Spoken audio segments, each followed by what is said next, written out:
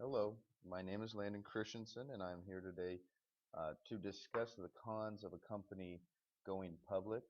Like most things in business, there's a pro and con side, and offering an IPO is no different.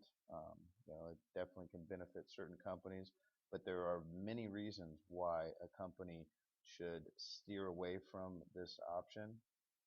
And avoid becoming a company that has led down a path of just becoming another penny stock. Um, so to elaborate on the various reasons of, of why a company should not go public, there's a lot to go through. So I'll just, for the sake of the video, touch on several, and kind of go into a little more detail on those. The first reason is cost. The cost of a company going public is not inexpensive.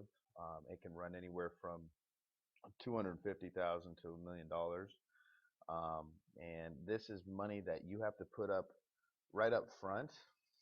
And if for some reason the offering does not go through, the company loses that money. So again, this has to be something that you have to be 100% sure is going to go through, and that's what you want to do because it is a gamble. There is a risk involved with even filing for it. Um, the second big reason is the ownership that you once had in that company is now split and diluted. Um, so that being said, your company that was once something that you had complete control over is no longer all of your company.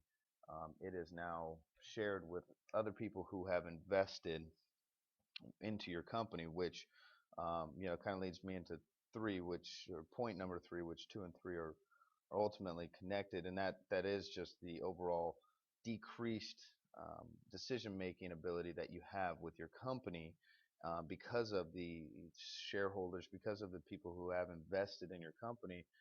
They now have a say in exactly what they want to see done because their investment is at stake based on your decision as well.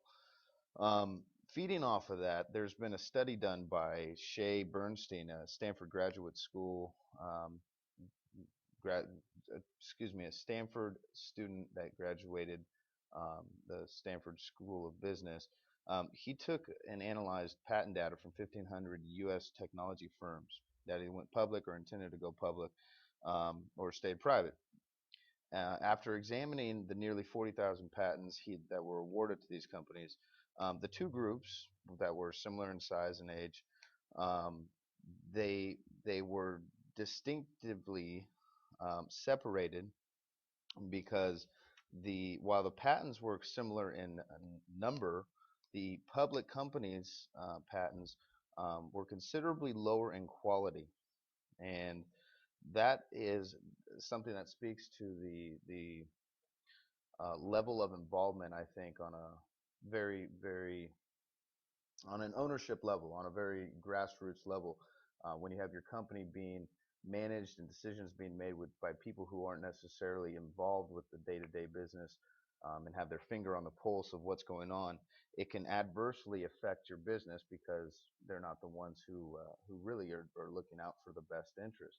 A lot of the investors actually are investing with the intent of having the stock skyrocket, and this is an ideal situation, obviously, but having the stock skyrocket, make their profit and sell the company. So ultimately, your decisions in the company are being influenced by people who have no vested interest other than a short sale, get their money, get in, get out, and leave you to deal with the aftermath, the ramifications of these short-term, short-sighted decision-making processes that you've succumbed to by going public. So that is my argument for why it's definitely something you want to think twice about before making your company public. Thank you.